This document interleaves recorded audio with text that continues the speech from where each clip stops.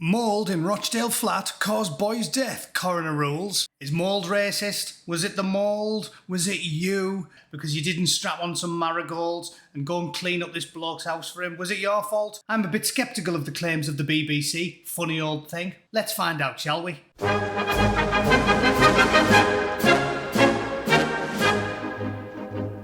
Right, so I talked about this one on my stream, but it was so egregious, so insulting to the working class, the taxpayers of the United Kingdom, that I felt it warranted further scrutiny, so let's have a quick look at it. A toddler died from a respiratory condition caused by exposure to mould in his home, a coroner had concluded. Awaab Ishak's father repeatedly raised the issue with Rochdale Borough Housing, but no action was taken. What, a bloke living in a council house complained to the council and the council didn't do anything about it? Weird that, innit? If anything, this bloke should be pleased that we're such an egalitarian society that he gets treated exactly the same as the working poor that have lived there for 10,000 years. If anything, this shows how egalitarian the British are. What a splendid bunch of people. They treat Sudanese migrants exactly the same as working stiffs. It makes you proud to be British. Coroner Joanne Kersley said RBH were not proactive and asked how in the UK in 2020 does a 2-year-old child die as a result of exposure to mould? Probably in the same way that a large bunch of children burned to death in the spare room. Hey, let's sing the barbecue song. Barbecue, barbecue. Funny old thing, it wasn't the petrol's fault, it wasn't the council's fault, and it wasn't the matches either, or the Super Kings. It was Daddy's fault. Awaab's family said RBH needed to stop being racist and provide fair treatment to people moving to the UK. Of course they did. Of course they did. Because the race card allows you to blame everybody but yourself. Of course he did. It's so seductive. The old race card, blame everybody but yourself. It's your fault Diane Abbott's fat. It's your fault David Lammy's sweaty and stupid. And it's your fault a perfect stranger's child died because Daddy was too lazy to pull his finger out, get himself down to Aldi, buy some rubber gloves and a bottle of bleach and actually clean his bastard house for a change. They said they had no doubt at all that we were treated this way because we are not from this country and less aware of how the systems in the UK work. Are you less aware of how a bottle of bleach and a fucking vacuum cleaner works? Because that's all you needed to do, you silly bastard.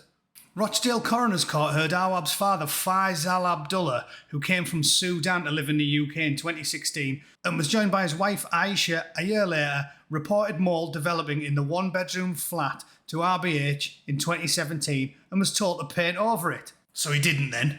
No? Saw mould developing.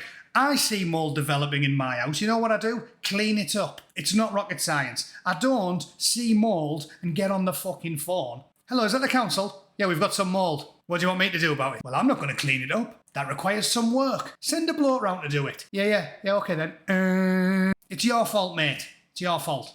You're lazy. If every chav in a council house rang the council every single time they needed something cleaning up, everyone in Britain would look like Stigger the Dump. It'd be the biggest shithole in the developed world. I mean, we're doing our best to get there now. I'm just saying we don't need to help expedite the process, do we? In June 2020, he initiated a claim with solicitors, obviously because he wants to sue people because he's a chancer. On the 19th of December that year, the son had shortness of breath, deteriorated, and died in hospital. It's a tragic story, but it's Daddy's failure, not yours and not the council. And I'll show you why. Let me show you a picture of the bloke's front room.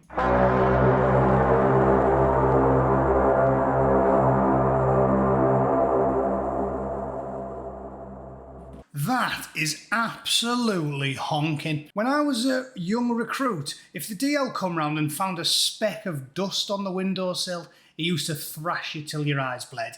This honking creature was living in a way that would make a homeless crack whore blush. If you were a smackhead living in a squat, I would expect you to have less shit around your radiator than that dirty, scruffy, smelly twat did. Delivering a narrative conclusion, the Manchester North senior coroner said ventilation was not effective.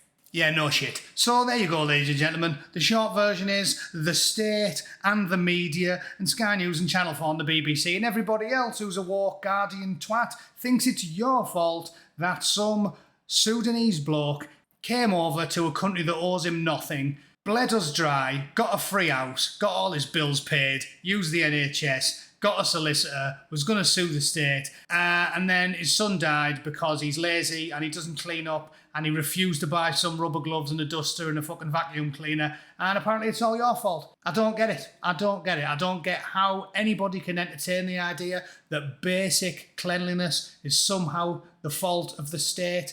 And if you think that's the case, I want to know what your living room looks like. If you think that's the case, you probably bathe less often than a stray dog. And I'm not coming round your house for dinner ever again. That's it from me, ladies and gentlemen. I am off to Denver for a week on the piss, so I'm not going to be around for about 10 days, I think. Have a good time without me. Keep chuckling along at the lunacy that we call the mainstream media. And I'll see you all in a week or two, all right? Toodle pip, stay sane. See you in a bit.